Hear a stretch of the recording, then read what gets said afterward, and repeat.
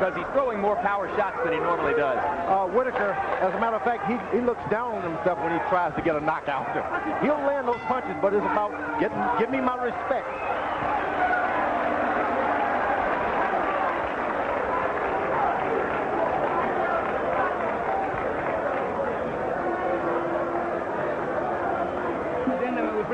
Estás dejando que el tipo te robe el ataque todo el tiempo.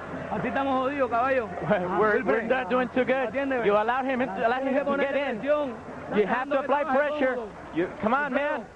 Los laterales. Those lateral movements. I keep telling you. Those punches to the head. Go to the body first. Drink some water. Wilfredo. You have to apply the pressure. ¿Entiendes? El jab. The jab. Y vamos al cuerpo primero. ¿Oíste? Don't be in the same place, baby. So 2 or 3 shots at one time. Second shot. All right, 2 or 3 shots. Come on, 2 or 3 shots.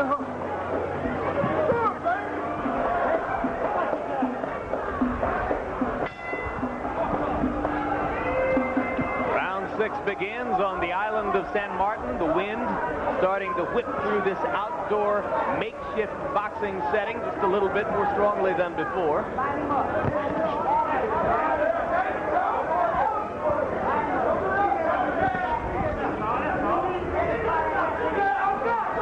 Rivera back in the conventional stance.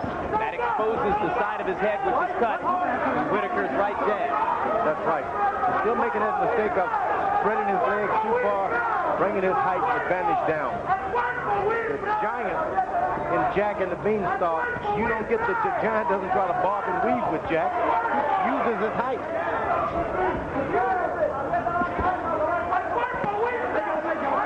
So in this case, Jack doesn't even have to chop down the Beanstalk because the Beanstalk is coming to him.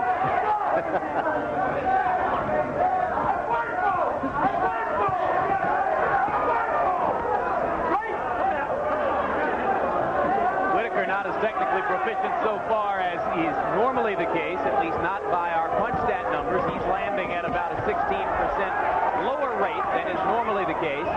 Rivera getting some chances, especially when he goes to the southpaw stance. Now the veteran starts to play his trick.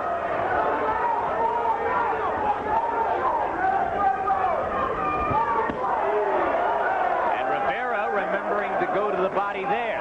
Good idea.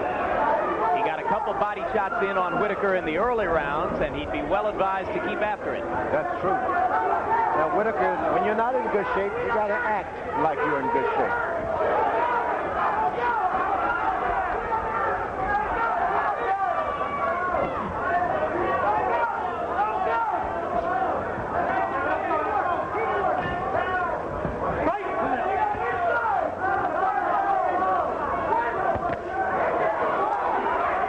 Left combination landing for Whitaker.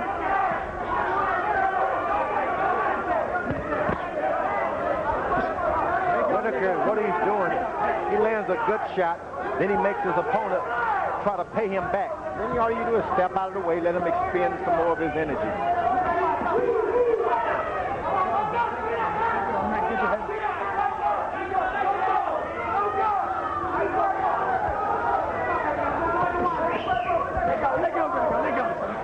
Hold him.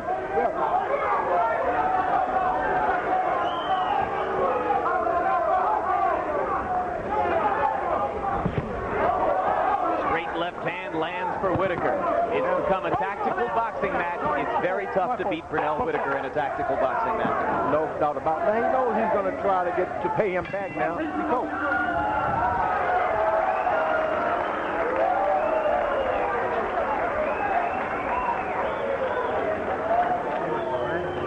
One punch and then you quit, all right? Now look, this guy is too tall for that, all right? You can't just throw one shot and get away with it all the time. You gotta Bubba has 2, 3, 4 punches just stepping around this guy. You ain't gotta fight with this guy. You can just keep boxing like you're boxing, okay? But you gotta be busy. That's all it is. You're not busy enough, Pete. You're not busy enough. Come on, baby. Ponle más presión. You have to put the pressure. We're not going to catch up with this guy if you don't apply pressure. You have to do it now. If we want to stop this guy, you got to apply the pressure. Otherwise, we're never going to do it. So go for it, man. You have to throw those punches low. Combination. All right. Ordinarily, Pernell Whitaker frustrates this type of awkward, tough, willing fighter in the first half of the fight, makes him come to him and open up, and then runs away with it in the second half of the fight. But we have to ask the question again, is he in the kind of top shape that he can do that same thing he has done over and over?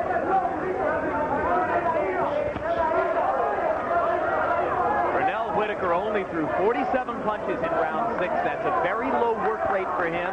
He only connected on 27% of them. That's an extremely low connect percentage for him.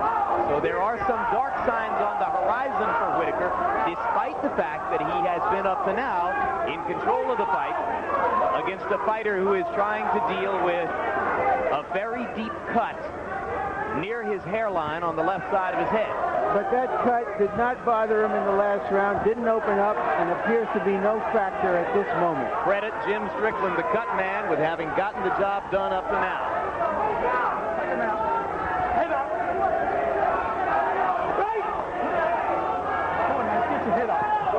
Get your head up. Box up.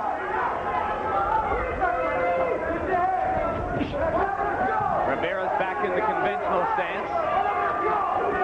If he gets a little bit more aggressive and starts throwing at a higher rate, Whitaker's going to have to work here. Stand right back. Stand right back. All the veteran Whitaker is doing now, apply some pressure, land about 3 or 4 punches to the pit of the stomach, and keep close to him while you're resting. So he's coasting.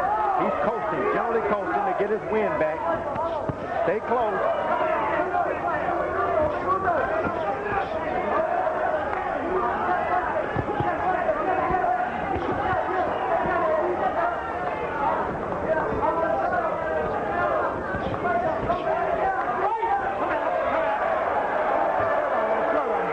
And in that clinch, you saw Rivera literally holding his left glove over the cut to protect his head.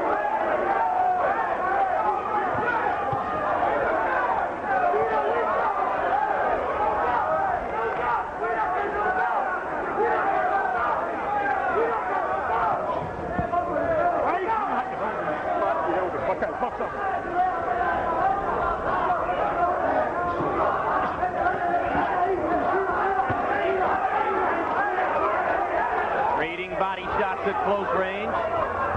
Rivera goes back to the southpaw stance, gaming with Whitaker just a little bit.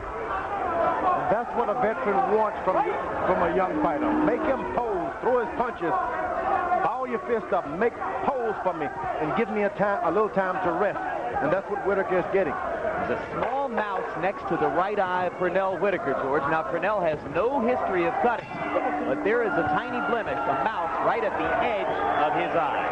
And he's very frustrated as he goes to the corner. Well, from St. Martin tonight to South Dakota next Saturday night. Join us April 20 when HBO Boxing After Dark presents Virgil Hill defending his light heavyweight title against undefeated contender Lou Del Valle, plus a heavyweight match featuring Lou Savarese and Buster Mathis Jr. Some of the best in the business work the night shift, as you'll see next Saturday night at 11:30 p.m. Eastern and Pacific. You considered fighting Lou Savarese at one point, didn't you, George? I don't know about that. You didn't think about it? No. Okay. Hold up those hands. That's all. This guy's getting desperate now. All right, guys. Let's take a look here and see something we've caught in our replays, how Rivera is stepping on Pernell Whitaker's feet and punching, but he's getting away with it. It doesn't appear to be purposeful, but it's effective. And this fight is kind of ugly. It's a boxing, mauling, brawling, what? Harold, how do you have it after 7 rounds? Well, Larry, I've got it a little bit closer. 67-66, 4 rounds to 3, Pernell Whitaker. I thought that Wilfredo Rivera did enough in rounds 6 and 7 to win those rounds, make it a little bit closer. But the only thing is, I really question what Jim Strickland's using on that cut. Because I'll tell you, he really closed it up awful fast. There's something funny about that. I don't know. I hate to say he's using Montel solution, which is illegal, but I want to tell you, that thing's not legal at all. I find it strange. Well, what would happen if they found out that it was an illegal substance? Then he should lose on a disqualification. I mean, you're not allowed to do it. But under what rules would it be illegal? There's no local commission here, Harold. But there is a local commission.